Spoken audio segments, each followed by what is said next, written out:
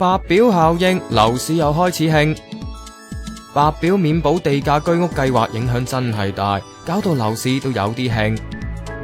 將軍澳白表居屋富康花園實用400幾尺單位，以350萬賣出，尺價8121蚊，創屋苑新高。而鰂魚涌南豐新村有個實用300幾尺事故盤都有市場啦，月初叫價488萬，近日減至485萬賣出，平市價5%，尺價都去到12404蚊啊！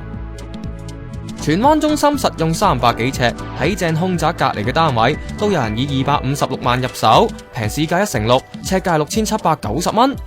雖然樓市普遍都係正，但原來係啲業主企硬個價，睇定啲先決定放唔放啊！ hit 一下動全身，個動字最勁。